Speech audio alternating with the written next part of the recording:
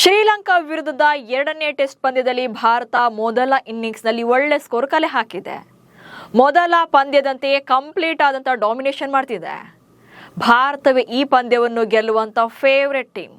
ಆದರೆ ಇಲ್ಲಿ ಪ್ರದರ್ಶನಕ್ಕಿಂತ ಜಾಸ್ತಿ ಯಶಸ್ವಿ ಜೈಸ್ವಾಲ್ ಹಾಗೆ ಅಸಿತಾ ಫೆರ್ನಾಂಡೋ ನಡುವಿನ ಗಲಾಟೆಯೇ ಹಲ್ಚಲ್ ಎಬ್ಬಿಸಿದೆ. ಒಂದ್ ಕಡೆ ಜೈಸ್ವಾಲ್ ವರ್ತನೆ ಬಗ್ಗೆ ಪರ ವಿರೋಧಗಳು ವ್ಯಕ್ತವಾಗ್ತಾ ಇದ್ರೆ, ಮತ್ತೊಂದು ಕಡೆ ಅವರ ಭವಿಷ್ಯದ ಬಗ್ಗೆ ಭಾರಿ ಚರ್ಚೆಯಾಗಿದೆ. ಹಾಗಾದ್ರೆ ಜೈಸ್ವಾಲ್ ಮಾಡಿದ್ದು ತಪ್ಪ? ಲಂಕಾ ಬೌಲರ್ ಮಿತಿ ಮೀರಿದ್ರ? ICCಯಿಂದ ದೊಡ್ಡ ಶಿಕ್ಷೆ ಕಾದಿದ್ಯಾ ಅಥವಾ ಬ್ಯಾನ್ ಆಗ್ಬೇಕಾ?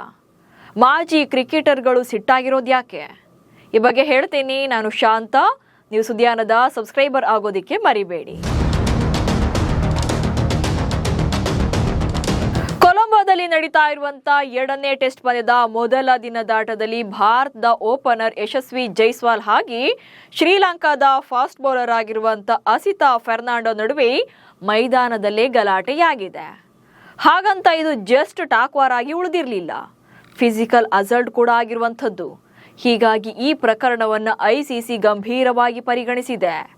ಟೆಸ್ಟ್ ಮಾದರಿಯಲ್ಲಿ ಕಳೆದ 9 ಇನ್ನಿಂಗ್ಸ್ಗಳಿಂದಲೂ ಕೂಡ ಜೈಸ್ವಾಲ್ ಬ್ಯಾಟಿಂದ ಬಂದಿದ್ದೇ ಒಂದು ಅರ್ಧ ಶತಕ, 2 ಸಲ ಶೂನ್ಯಕ್ಕೆ ಔಟ್ ಕೂಡ ಆಗಿದ್ರು. ಸೊ ಟೆಸ್ಟ್ ಕ್ರಿಕೆಟ್ನಲ್ಲಿ ಬಿಗ್ ಇನ್ನಿಂಗ್ಸ್ ಇಲ್ಲದೆ ಒದ್ದಾಡ್ತಾ ಇರುವಂತ ಜೈಸ್ವಾಲ್ಗೆ ಈಗ ಬ್ಯಾನ್ ಭೀತಿ ಎದುರಾಗಿದೆ. ಹ್ಯಾಟ್ರಿಕ್, ಬೌಂಡರಿ, ವಿಕೆಟ್, ಬೌಲರ್ ಮತ್ತು ಬ್ಯಾಟರ್ ವಾರ್.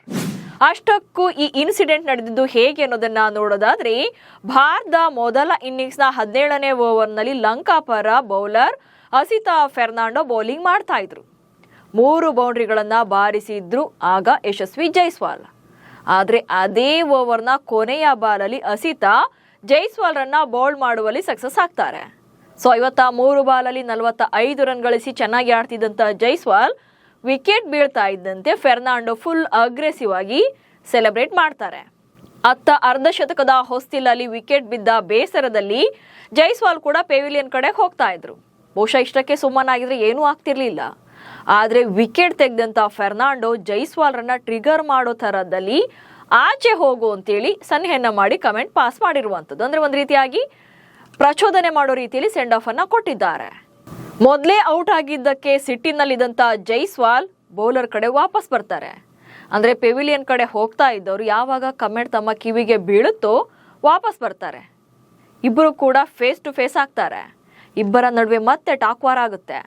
ಹಾಗೆ ಪರಸ್ಪರ ನೂಕಾಟ ತಳ್ಳಾಟ ಕೂಡ ಆಗಿದೆ. ಸೊ ಈ ಟೈಮಲ್ಲಿ ಜೈಸ್ವಾಲ್ ತಮ್ಮ ಹೆಲ್ಮೆಟ್ ಇಂದ ಡಿಚ್ಚಿ ಕೊಡೋ ರೀತಿಯಲ್ಲಿ ಫೆರ್ನಾಂಡೋ ತಲೆಗೆ ಟಚ್ ಮಾಡಿದ್ದಾರೆ. ಸೊ ಪರಿಸ್ಥಿತಿ ವಿಕೋಪಕ್ಕೆ ಹೋಗ್ತಾ ಇರೋದು ಗೊತ್ತಾಗ್ತಾ ಇದ್ದಂತೆ ಲಂಕಾದ ಇತರ ಆಟಗಾರರು ಇಂಟರ್ಫಿಯರ್ ಆಗ್ತಾರೆ. ಹಾಗೆ ಪರಿಸ್ಥಿತಿಯನ್ನ ತಿಳಿಗೊಳಿಸಿದ್ದಾರೆ. ಇಬ್ಬರನ್ನು ಕೂಡ ಕಳಿಸಿದ್ದಾರೆ. ಸದ್ಯ ಜೈಸ್ವಾಲ್ ವರ್ತನೆಗೆ ಈಗ ಭಾರಿ ವಿರೋಧಗಳು ವ್ಯಕ್ತವಾಗ್ತಿರುವಂತದ್ದು. ಜೈಸ್ವಾಲ್ ವರ್ತನೆಗೆ ಮಾಜಿ ಕ್ರಿಕೆಟಿಗರು ಸಿಟ್ಟು. ಕ್ರಿಕೆಟ್ನಲ್ಲಿ ಅಗ್ರೆಸಿವ್ ಆಡಬೇಕು ಅನ್ನೋದೇನೋ ನಿಜ. ಹಾಗೆ ಸ್ಲೆಡ್ಜ್, ಟ್ರಿಗರ್, ಕಮೆಂಟ್ ಪಾಸ್ ಮಾಡೋದು ಇದೆಲ್ಲ ಇದ್ದದ್ದೇ. ಇದೊಂದು ರೀತಿಯ ಮಾಮೂಲಿ, ಹೌದು. ಬಟ್ ಎಲ್ಲದಕ್ಕೂ ಕೂಡ ಒಂದು ಲಿಮಿಟ್ ಅಂತ ಇರುತ್ತೆ. ಈಗ ಫಸ್ಟ್ ಮ್ಯಾಚ್ ಅಲ್ಲಿ ಲಂಕಾ ಆಟಗಾರನಿಗೆ ಯಶಸ್ವಿ ಜೈಸ್ವಾಲ್ IPL ಆಫರ್ ಅನ್ನ ಓಪನ್ ಆಗಿ ನೀಡಿದ್ರು. ಈ ಬಾಲ್ 6 ಹೊಡೆದ್ರೆ IPLಗೆ ತಗೊಳ್ಳೋಕೆ ನಾನು ಹೇಳ್ತೀನಿ ಅಂದಿದ್ರು. ಸೊ ನೆಕ್ಸ್ಟ್ ಬಾಲಲ್ಲೇ ಲಂಕಾ ಪ್ಲೇಯರ್ ಕ್ಯಾಚ್ ಕೊಟ್ಟು ಔಟ್ ಆಗಿ ಪೆವಿಲಿಯನ್ ಸೇರ್ಕೊಂಡ್ರು. ಸೊ ಆಗ ಜೈಸ್ವಾಲ್ರ ವರ್ತನೆಯನ್ನ ಸ್ಮಾರ್ಟ್ ಕ್ರಿಕೆಟಿಂಗ್ ಅಂತ ಕೆಲವರು ಅಪ್ರಿಶಿಯೇಟ್ ಮಾಡಿದ್ರು. ಆದ್ರೆ ಈ ಸಲ ಜೈಸ್ವಾಲ್ ವರ್ತನೆಗೆ ವಿರೋಧಗಳು ವ್ಯಕ್ತವಾಗ್ತಾ ಇದೆ. ಮಾಜಿ ಕ್ರಿಕೆಟರ್ಸ್ ಕೂಡ ಈ ಬಗ್ಗೆ ಕಮೆಂಟ್ ಮಾಡಿದ್ದಾರೆ. ಟೀಮ್ ಇಂಡಿಯಾದ ಮಾಜಿ ಆಟಗಾರ ಸಂಜಯ್ ಮಂಜ್ರೇಕರ್ ಜೈಸ್ವಾಲ್ ಲಿಮಿಟ್ ಕ್ರಾಸ್ ಮಾಡಿದ್ದಾರೆ ಎಂದಿದ್ರೆ, ಟೀಮ್ ಇಂಡಿಯಾದ ಬ್ಯಾಟಿಂಗ್ ಕೋಚ್ ಆಗಿರುವಂತ ಸಿತಾಂಶು ಕೋಟಕ್ ಕೂಡ ಜೈಸ್ವಾಲ್ ಫೆರ್ನಾಂಡೋ ಬಳಿ ಅಷ್ಟು ಹತ್ತಿರಕ್ಕೆ ಹೋಗಬಾರ್ದಿತ್ತು ಅಂದಿದ್ದಾರೆ. ಇನ್ನು ಶ್ರೀಲಂಕಾ ತಂಡದ ಬೌಲಿಂಗ್ ಕೋಚ್ ಆಗಿರುವಂತ ರಯಾನ್ ವಾನ್ ನಿಕರ್ಕ್ ಘಟನೆಯನ್ನ ಮ್ಯಾಚ್ ರೆಫರಿ ಆಂಡಿ ಫೈಕ್ರಾಫ್ಟ್ ಅವರು ಪರಿಶೀಲನೆ ಮಾಡಬೇಕು ಎಂದಿದ್ದಾರೆ.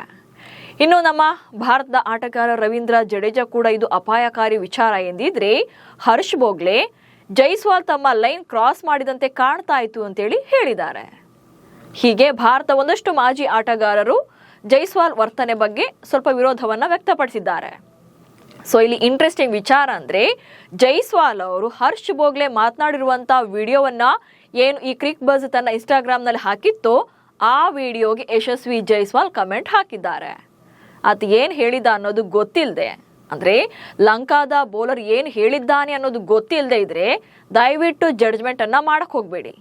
ಯಾರಾದರೂ ತಮ್ಮ ಲೈನ್ ಕ್ರಾಸ್ ಮಾಡಿದರೆ ಭಾರತ ಕೂಡ ಫೈಟ್ ಮಾಡುತ್ತೆ, ಜೊತೆಗೆ ರಿಪ್ಲೈ ಕೊಡುತ್ತೆ ಅನ್ನೋ ಮೂಲಕ ತಮ್ಮ ವರ್ತನೆಯನ್ನು ಸಮರ್ಥನೆ ಮಾಡಿಕೊಂಡಿದ್ದಾರೆ.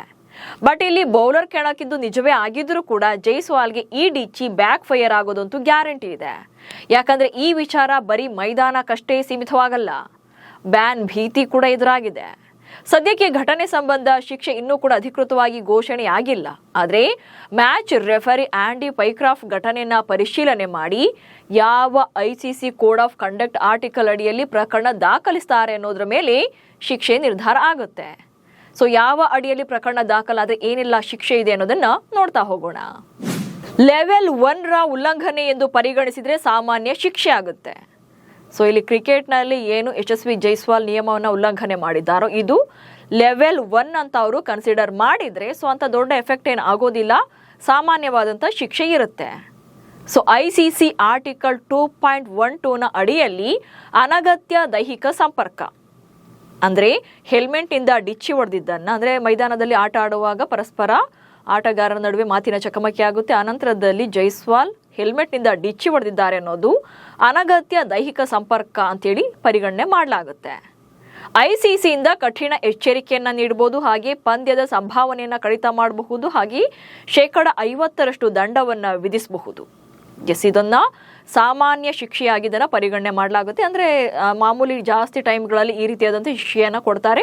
ಸೊ ಇದು ಲೆವೆಲ್ 1ನ ಉಲ್ಲಂಘನೆಯಾಗಿದ್ದಾಗ ಕಠಿಣ ಎಚ್ಚರಿಕೆಯನ್ನು ಕೊಡೋದು, ಅಂದರೆ ವಾರ್ನ್ ಮಾಡಿ ಬಿಡೋದು, ಅಥವಾ ಪಂದ್ಯದ ಸಂಭಾವನೆಯಲ್ಲಿ 50% ಅರ್ಧದಷ್ಟು ಸಂಭಾವನೆಯನ್ನು ಕಟ್ ಆಫ್ ಮಾಡೋದು, ಅಥವಾ ದಂಡವನ್ನು ವಿಧಿಸೋದು, ಈ ರೀತಿಯಾಗಿ ಮಾಡಲಾಗುತ್ತೆ. ಅಥವಾ ಜೈಸ್ವಾಲ್ ಖಾತೆಗೆ 1 ಅಥವಾ 2 ಡಿಮೆರಿಟ್ ಪಾಯಿಂಟ್ಸ್ಗಳನ್ನು ಸೇರಿಸಬಹುದು. ಸೊ ಇಲ್ಲಿ ವರ್ತನೆಯಲ್ಲಿ ಅನುಚಿತ ಅಂತೇಳಿ ಗೊತ್ತಾಗಿರೋದ್ರಿಂದ ಅವರ ಡಿಮೆರಿಟ್ ಅಂಕಗಳನ್ನು ಸೇರಿಸ್ತಾ ಹೋಗ್ತಾರೆ. ಸೊ ಆಗ ಏನಾಗುತ್ತೆ, ಲಿಮಿಟ್ಗಿಂತ ಜಾಸ್ತಿ ಡಿಮೆರಿಟ್ ಅಂಕ ಇದ್ದಾಗ ಆಗ ಒಂದು ಪಂದ್ಯದಿಂದ ಅವರನ್ನು ನಿಷೇಧ ಮಾಡೋಕೆ ಸಾಧ್ಯತೆಗಳಿರುತ್ತೆ. ಅಥವಾ ಲೆವೆಲ್ 4 ಉಲ್ಲಂಘನೆ ಎಂದು ಪರಿಗಣಿಸಿದರೆ ಗಂಭೀರ ಶಿಕ್ಷೆ ಆಗುವಂಥ ಸಾಧ್ಯತೆಗಳಿರುತ್ತೆ.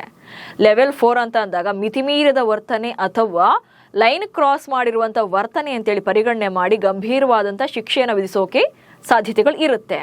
ಅಂದರೆ ಆಟದ ಸಮಯದಲ್ಲಿ ಉದ್ದೇಶಪೂರ್ವಕವಾಗಿ ಹೆಡ್ಬಟ್ ಅಂದರೆ ಬೇಕಂತಲೇ ಡಿಚ್ಚಿಯನ್ನು ಕೊಟ್ಟಿದ್ದು ಅಥವಾ ದೈಹಿಕ ದೌರ್ಜನ್ಯ ಅಥವಾ ಹಿಂಸಾಚಾರ ಅಂತೇಳಿ ಪರಿಗಣನೆಯನ್ನು ಮಾಡಲಾಗುತ್ತೆ. ಸೊ ಇದನ್ನು ರೆಫರಿ ಏನಾಗುತ್ತೆ ಫೈನಲ್ ಮಾಡ್ತಾರೆ, ಯಾವ ರೀತಿಯಾದಂಥ ಇದು ವರ್ತನೆ ಅನ್ನೋದನ್ನು. ಸೊ ಹಾಗೇನಾದರೂ ಮಾಡಿದರೆ ಬೇಕಂತಲೇ ಮಾಡಿದ್ದಾರೆ, ಉದ್ದೇಶಪೂರ್ವಕವಾಗಿಯೇ ಮಾಡಿದ್ದಾರೆ ಎನ್ನುವಂಥ ಟ್ಯಾಗನ್ನು ಸೇರಿಸ್ತಾರೆ. ಆಗ ಏನಾಗುತ್ತೆ, ಕನಿಷ್ಠ 5 ಟೆಸ್ಟ್ ಪಂದ್ಯಗಳಲ್ಲಿ ನಿಷೇಧ ಹೇರಬಹುದು, ಹಾಗೆ 10 ಏಕದಿನ ಪಂದ್ಯಗಳಿಂದ ಅವರನ್ನು ಅಮಾನತು ಮಾಡಬಹುದು. ಸೊ ಈ ಪ್ರಕರಣವನ್ನ ಗಂಭೀರ ಅಂತ ಪರಿಗಣಿಸಿ ಬೇಕಂತಲೇ ಜೈಸ್ವಾಲ್ ಮಾಡಿರುವಂಥದ್ದು ಅನ್ನೋದೇನಾದರೂ ಅವರು ಹೇಳಿದ್ರೆ ಕನಿಷ್ಠ 5 ಮ್ಯಾಚ್ ಅಂದರೆ ಟೆಸ್ಟ್ ಮ್ಯಾಚ್ ಹಾಗೆ 10 ಏಕದಿನ ಪಂದ್ಯಗಳಿಂದ ಅವರನ್ನ ಸಸ್ಪೆಂಡ್ ಮಾಡಲಾಗುತ್ತೆ. ಅಥವಾ ಗಂಭೀರವಾದಂಥ ಹಿಂಸಾಚಾರ ಎಂದು ಸಾಬೀತಾದರೆ ಜೀವಿತಾವಧಿ ನಿಷೇಧ. ಇದು ಬೇಕಂತಲೇ ದೊಡ್ಡ ಮಟ್ಟದಲ್ಲಿ ಗಲಾಟೆಯಾಗಿ ಅಥವಾ ಹಿಂಸಾಚಾರ ನಡೆದಾಗ ಈ ಒಂದು ಜೀವಿತಾವಧಿ ನಿಷೇಧ, ಅಂದರೆ ಇನ್ಯಾವತ್ತೂ ಕೂಡ ಆತ ಅಂತಾರಾಷ್ಟ್ರೀಯ ಕ್ರಿಕೆಟ್ನಲ್ಲಿ ಆಡೋಕೆ ಸಾಧ್ಯನೇ ಇರೋದಿಲ್ಲ. ಸೊ ಈ ರೀತಿಯಾದಂಥ ನಿರ್ಧಾರಗಳನ್ನ ತಗೊಳ್ತಾರೆ. ಸೊ ಅಲ್ಲಿಗೆ ಜೈಸ್ವಾಲ್ಗೆ ಯಾವ ರೀತಿಯ ಶಿಕ್ಷೆ ನೀಡಬಹುದು ಅನ್ನೋ ಕಂಪ್ಲೀಟ್ ರೈಟ್ಸ್ ಈಗ ಮ್ಯಾಚ್ ರೆಫರಿ ಡಿಸಿಷನ್ ಮೇಲೆಯೇ ನಿಂತಿದೆ. ಜೈಸ್ವಾಲ್ಗೆ ಎಚ್ಚರಿಕೆ ಎಷ್ಟಕ್ಕೆ ಸೀಮಿತವಾಗುತ್ತಾ, ಅಥವಾ ಮ್ಯಾಚ್ ಫೀಸ್ಗೆ ಕತ್ತರಿ ಬೀಳುತ್ತಾ, ಇಲ್ಲ ಟೆಸ್ಟ್ ನಿಷೇಧದ ಶಾಕ್ ಕೊಡ್ತಾರ ಅನ್ನೋದೆಲ್ಲವೂ ಕೂಡ ಮ್ಯಾಚ್ ರೆಫರಿಯ ನಿರ್ಧಾರದಲ್ಲೇ ಇದೆ. ಜೈಸ್ವಾಲ್ ಅವರ ಈ ವರ್ತನೆಯನ್ನ ಐಸಿಸಿ ನೀತಿ ಸಂಹಿತೆಯ ಯಾವ ಹಂತ ಅಂದರೆ ಯಾವ ಲೆವೆಲ್ ಅಡಿಯಲ್ಲಿ ಪರಿಗಣಿಸ್ತಾರೆ ಅನ್ನೋದ್ರ ಮೇಲೆ ಶಿಕ್ಷೆಯ ಪ್ರಮಾಣ ಕೂಡ ನಿರ್ಧಾರ ಆಗುತ್ತೆ. ಸೊ ನಿಮ್ಮ ಪ್ರಕಾರ ಪಂದ್ಯದ ವೇಳೆ ಜೈಸ್ವಾಲ್ ಲೈನ್ ಕ್ರಾಸ್ ಮಾಡಿದ್ರ ಅಥವಾ ಕೆಣಕಿದ್ದ ಬೌಲರ್ಗೆ ಡಿಚ್ಚಿ ಕೊಟ್ಟಿದ್ದು ಸರಿನಾ? ಈ ಬಗ್ಗೆ ಕಮೆಂಟ್ಸ್ ಮೂಲಕ ತಿಳಿಸಿ. ಹಾಗೆ ಸುದ್ದಿಯನ್ನು ಫಾಲೋ ಮಾಡಿ. ನಮಸ್ಕಾರ.